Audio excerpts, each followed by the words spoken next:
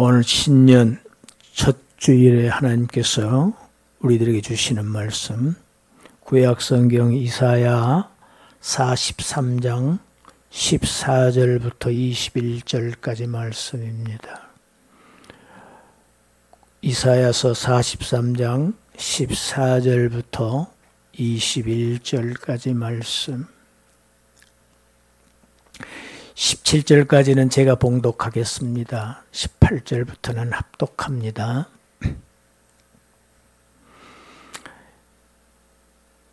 너희의 구속자요 이스라엘의 거룩한 이 여호와가 말하노라. 너희를 위하여 내가 바벨론에 사람을 보내어 모든 갈대아 사람에게 자기들이 연락하던 배를 타고 도망하여 내려가게 하리라. 나는 여호와 너희의 거룩한 이요 이스라엘의 창조자요 너희의 왕이니라. 나 여호와가 이같이 말하노라. 바다 가운데의 길을 큰 물 가운데에 지름길을 내고 병거와 말과 군대의 용사를 이끌어내어 그들이 일시에 엎드러져 일어나지 못하고 소멸하기를 꺼져가는 등불 같게 하였느니라. 18절입니다. 너희는 이전 일을 기억하지 말며 옛날 일을 생각하지 말라. 보라, 내가 새 일을 행하리니 이제 나타낼 것이라. 너희가 그것을 알지 못하겠느냐? 반드시 내가 광야의 길을 사막의 강을 내리니 장차 들짐승 곧 승냥이와 타조도 나를 존경할 것은 내가 광야의 물을 사막의 강들을 내어 내 백성 내가 택한 자에게 마시게 할 것임이라. 이 백성은 내가 나를 위하여 지었나니 나를 찬송하게 하려 함이니라. 아멘. 오늘 2022년 새해 첫 주일, 오늘 설교의 제목은 보라 내가 새 일을 행하리니입니다. 보라 내가 새 일을 행하리니. 작년 1년 동안 많이 어렵고 힘든 가운데서도 하나님께서는 우리에게 많은 은혜를 내려주셨습니다.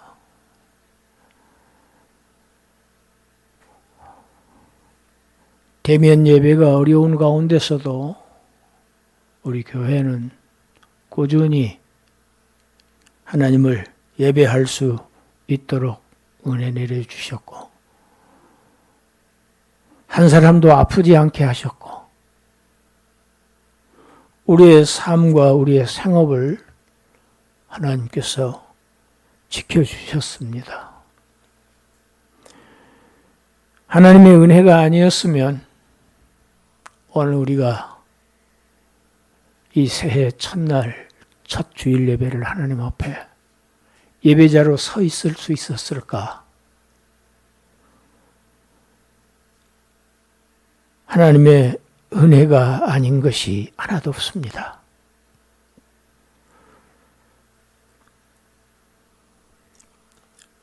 오늘 본문의 이 배경은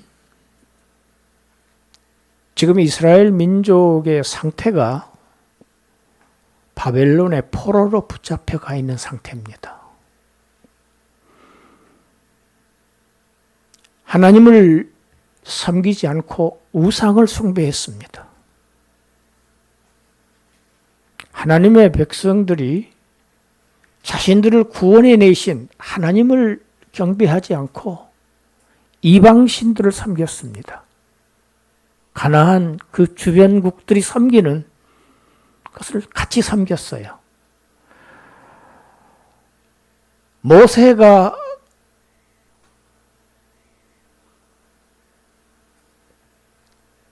모압 땅에서 마지막으로 신신당부했습니다. 너희는 들어가거든, 그곳에 들어가거든, 하나님이 약속하신 그 복지에 들어가거든, 그 이방 민족들이 섬기는 신을 섬겨서는 절대 안 된다. 너희에게 저주가 임할 것이다. 하나님을 섬겨야 복을 받는다. 영화를 누린다. 번영한다. 신명기 전체가 그 내용입니다. 그럼에도 불구하고 그들은 공공연하게 이방신을 섬겼습니다.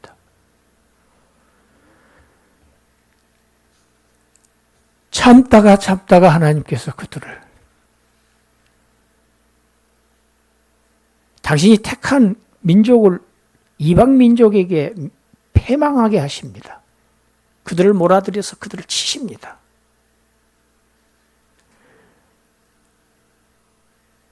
아주 비천한 농민들을 빼놓고는 괜찮은 사람들은 모두 다 바벨론으로 포로로 끌어갑니다.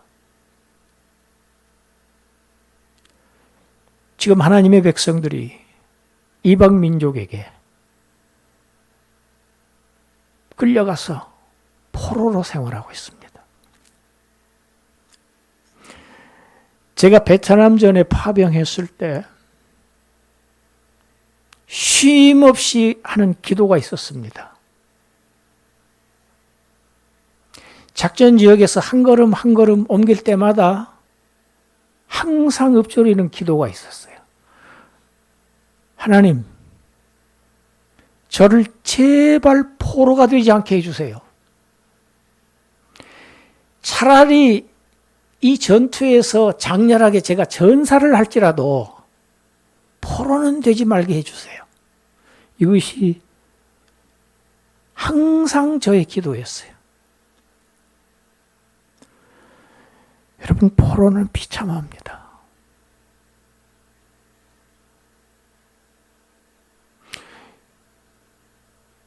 지금 하나님의 백성 이스라엘 민족들이요 바벨론에 끌려간 상태가 어떻습니까?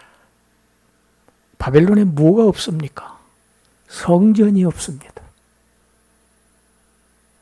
하나님을 예배하고 싶어도 예배할 수가 없어요. 여러분, 오늘 우리가 이렇게 하나님 앞에 나와서 예배할 수 있게 하신다는 이거 정말 귀한 은혜입니다.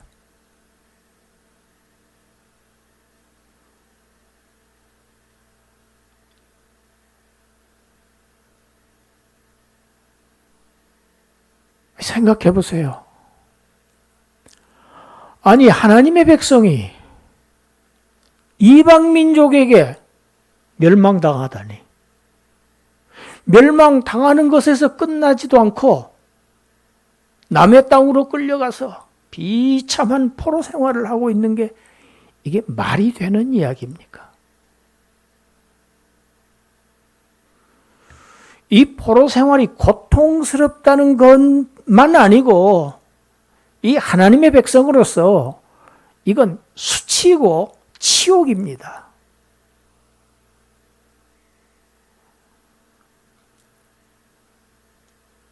오늘 본문 시작. 여호와가 말하노라. 하나님이 선언하십니다. 이렇게 시작합니다. 16절도 그럽니다. 나 여호와가 이같이 말하노라. 이렇게 선언하시는 이는 너희의 구속자다. 너희를 애굽에서 끌어낸 구원의 하나님이야. 이스라엘의 거룩한 하나님이시다. 그러한 내가 말하노라. 내가 메대 바사를 일으켜서 페르시아지요. 너희를 포로로 끌고 가서 지금 포로로 잡고 있고 너희를 학대하고 있는 그 바벨론을 정복하게 하리라. 여러분, 하나님은 정복자를 피정복자로 바꾸실 수 있는 하나님입니다. 할렐루야. 세계의 강대국인 바벨론 제국을 신흥 메대 바사를 일으켜서 그로 하여금 그를 쳐서 자기 백성들을 고통스럽게 한 하나님의 뜻에 더 지나치게 고통스럽게 했던 그 민족을 없애버리실 것을 지금 선언하신 겁니다.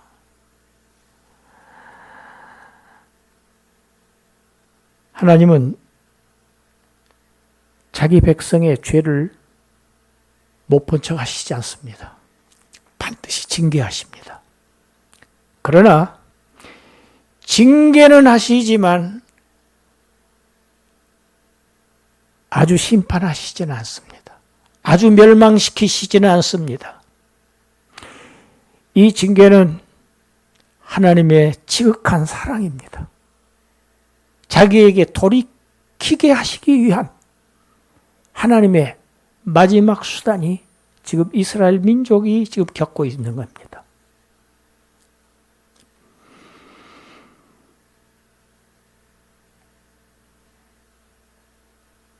나는 여호와 15절에 그렇게 되어 있죠. 여러분 이 여호와라는 이름은요 특별한 이름입니다. 야훼 언약의 하나님이라는 뜻입니다. 약속을 하신 하나님이라는 얘기입니다. 여러분 특별히 하나님은 이스라엘 민족을 택하시기 전에 아브라함을 택하시지요. 그리고 아브라함에게 언약을 하십니다. 약속을 주셔요. 내가 너로 말미암아 큰 민족을 이루게 하겠다. 나라를 이루게 하겠다. 너를 통해서 나라를 세우겠다.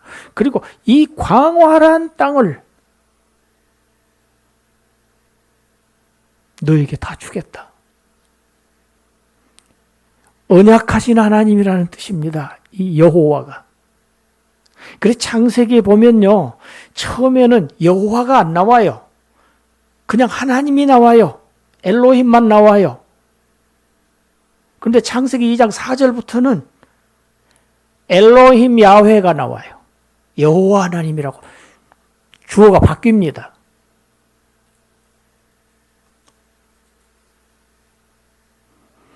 나는 여호와다.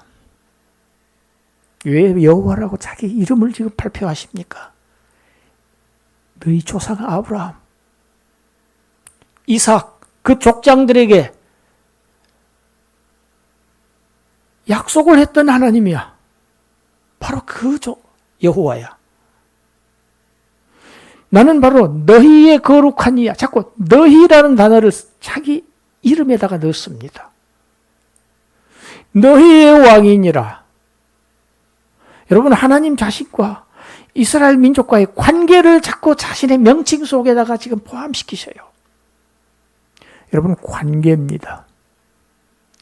우리는 하나님과의 관계가 맺어진 존재들입니다. 할렐루야. 하나님의 백성은 하나님과 관계가 맺어진 존재들이에요. 구원은 관계를 맺는 거예요. 관계를 맺는 것. 관계 없이 살던 자들이 관계 있게 되는 것, 있게 만드시는 것. 이게 구원의 하나님.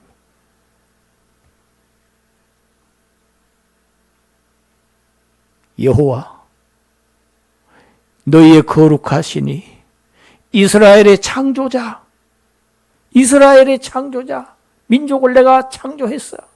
나라를 내가 세웠어. 너희의 왕. 여러분 이스라엘이 40년 동안 광야를 행진했습니다. 그때 하나님은 어디 계셨습니까? 멀리 따로 계셨나요? 밤이건 낮이건 불기둥과 구름기둥으로 하나님 광야에서 계셨어요. 이렇게 하나님은 자기 백성들과 함께 계시는 하나님이에요. 할렐루야.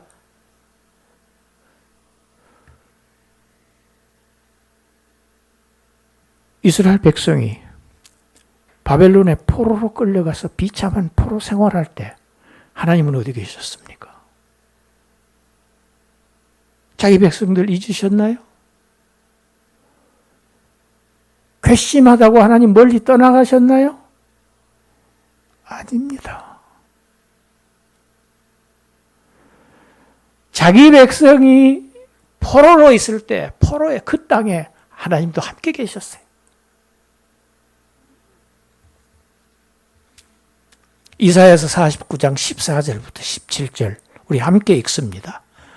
오직 시온이 이르기를 여호와께서 나를 버리시며 주께서 나를 잊으셨다 하였거니와 여인이 어찌 그 젖 먹는 자식을 잊겠으며 자기 태에서 난 아들을 긍휼히 여기지 않겠느냐. 그들은 혹시 잊을지라도 나는 너를 잊지 아니할 것이라. 내가 너를 내 손바닥에 새겼고 너의 성벽이 항상 내 앞에 있나니 네 자녀들은 빨리 걸으며 너를 헐며 너를 황폐하게 하던 자들은 너를 떠나가리라. 너를 떠나가리라. 너를 낳은 너희 모친 너희 어미는 너를 잊을지라도 나는 너를 잊을 수가 없다. 왜? 손바닥에 너를 새겼다. 손바닥이 어디 있습니까? 항상 붙어 있습니다. 항상 보고 계신다는 얘기입니다.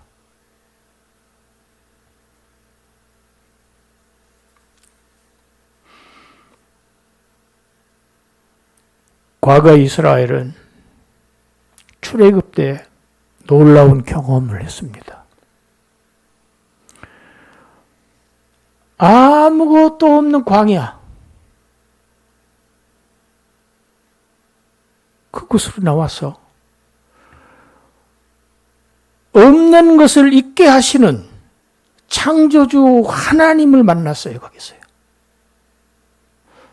여러분, 이스라엘 민족이 하나님을 만나는 곳은 광야였습니다. 애굽에서 잘 먹고 잘 살 때 하나님을 만나지 않았어요. 아무것도 없는 곳에서 만났어요. 그런데 그것은 아무것도 없으니까 살 수가 없는 죽음의 땅입니다. 사망의 그림자가 드리워진 땅이 바로 광야인데 그곳에 누가 계셨느냐? 창조주가 계셨어요. 창조주 누굽니까? 없는 것을 있게 하시는 하나님 아닙니까? 그래서 그 죽음의 땅에서 그들은 40년 동안 죽지 않고 살았어요. 놀라운 경험이죠.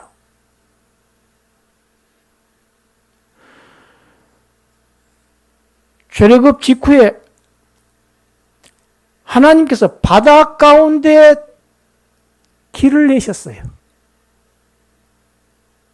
200만이 넘는 그 인구와 수많은 가축들을 그 바다의 밑바닥을 걸어서 육지를 건너듯이 건너게 하시는 그 엘샤다이 하나님, 전능하신 하나님을 그들은 만났어요. 그곳이 광야입니다.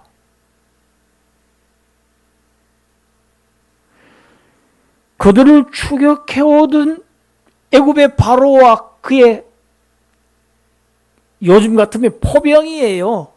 기마병이니까. 수많은 군사들 그 홍해 바다 속에 몰살시켜버리시는 일격에 그들을 다 한순간 그들을 멸하시는 그 놀라운 하나님의 심판을 생생하게 목격한 민족이 이스라엘 민족입니다. 여러분, 그러면 하나님은 지금 바벨론에 있는 자기 백성에게 뭐라고 하셔야 될까요? 너희들 그때 일을 생각해봐. 그때 일을 기억해라. 하실 법한데 오늘 본문은 반대입니다. 오늘 본문 뭐라고 말씀하십니까? 너희는 이전 일을 기억하지 말라예요. 홍해를 건넌 사건, 놀라운 사건이지만 그거 기억하지 말라. 그 일 생각하지 말라는 거예요. 왜? 내가 이제 그 너희를 홍해를 건너게 했던 애굽의 군대를 멸망시켰던 그 놀라운 사건, 그것과는 비교도 할 수 없는 그러한 큰 일, 새로운 일을 행해서 너희에게 보여주겠다. 그걸 지금 선언하신 겁니다. 과거에 바닷속에 길을 내셨던 하나님께서 이제는 어디에 길을 내시겠다고 합니까? 광야에 길을 내겠다. 사막에 길을 내겠다.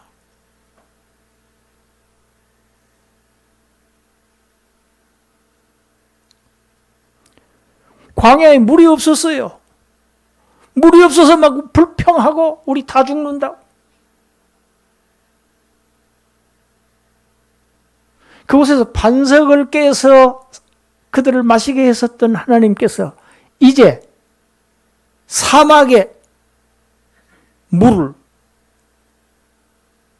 광야에 강을 내겠다. 여러분, 무엇이 옥토입니까? 사막에 강이 생기면 그건 옥토로 변합니다. 하나님은 사막을 광야, 옥토로 변하게 하시는 하나님이에요. 할렐루야. 우리는 자꾸 눈앞에 있는 사막밖에 안 봐요. 모래밭밖에 볼 수 없는 게 우리 지혜 없는 인생들이에요. 근시안을 가진 인생들이. 그러나 하나님은 사막을 옥토로 바꾸시고 사막에 강을 내실 수 있는 하나님. 할렐루야. 여러분, 그분이 우리 아버지입니다. 그분이 우리의 구원의 하나님이에요. 그분이 우리에게 약속을 하셨어요.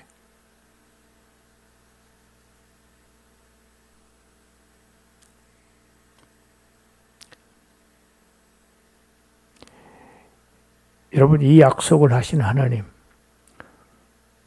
바벨론에서 이제 페르시아를 이렇게 치고 그들을 해방시킬 것을 말씀하신 겁니다.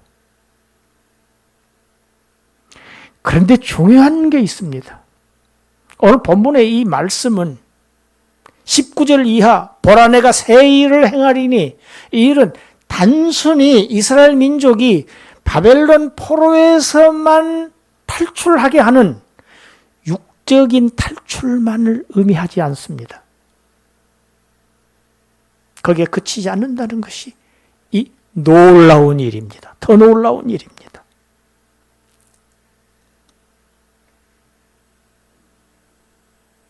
우리 에베소서 1장 3절부터 6절까지 읽습니다. 찬송하리로다. 하나님 곧 우리 주 예수 그리스도의 아버지께서 그리스도 안에서 하늘에 속한 모든 신령한 복을 우리에게 주시되 곧 창세전에 그리스도 안에서 우리를 택하사 우리로 사랑 안에서 그 앞에 거룩하고 흠이 없게 하시려고 그 기쁘신 뜻대로 우리를 예정하사 예수 그리스도로 말미암아 자기의 아들들이 되게 하셨으니 이는 그가 사랑하시는 자 안에서 우리에게 거저주시는 바 그의 은혜의 영광을 찬송하게 하려는 것이라. 할렐루야.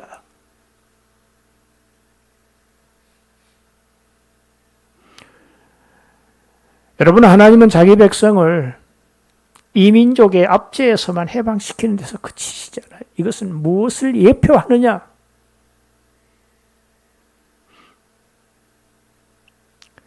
육적인 해방만을 지금 말씀하는 게 아니고 죄와 사망에 지금 포로되어 있는 하나님의 백성들을, 마귀와 사탄에 묶여있는, 매여있는 죽음의 지배하에서 사망이 왕노릇하고 있는 이 세계에서 독생자 예수 그리스도를 보내셔서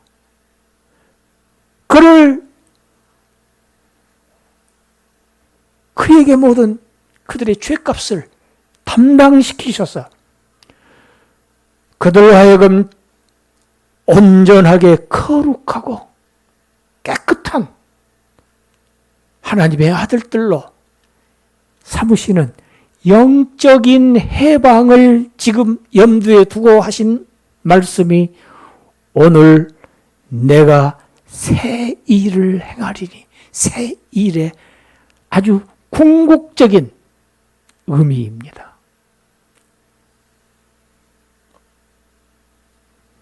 왜 그렇게 하셨습니까? 목적이 무엇입니까? 하나님이 우리를 건져내신 것, 죄에서 구원해 주신 것, 영원한 지옥 형벌에서 우리를 탈출시켜 주신 은혜, 이 은혜, 이 영광을 찬송하게 하시려고, 하나님을 예배하게 하시려고. 목적이 그거예요.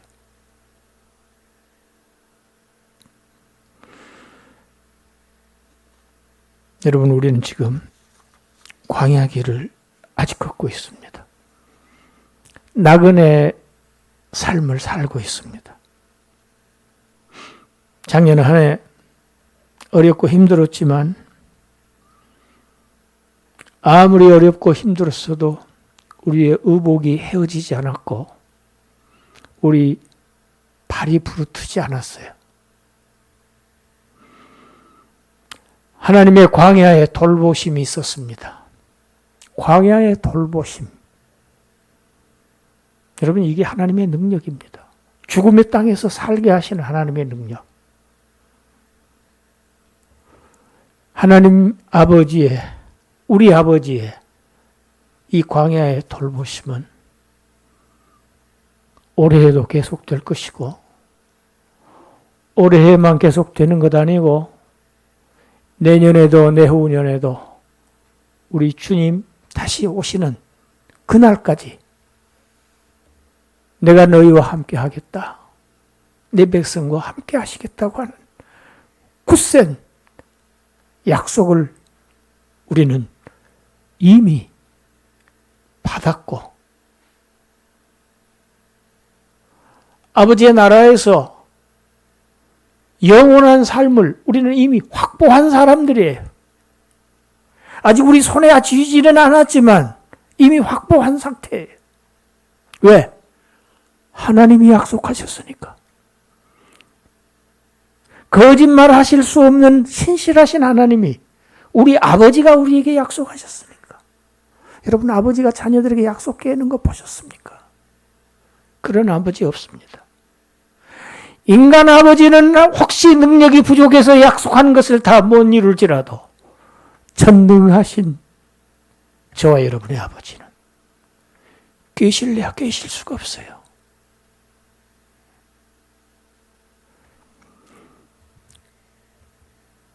성경을 읽어보면 합니다. 계시록 22장 1절 2절 우리 함께 읽습니다.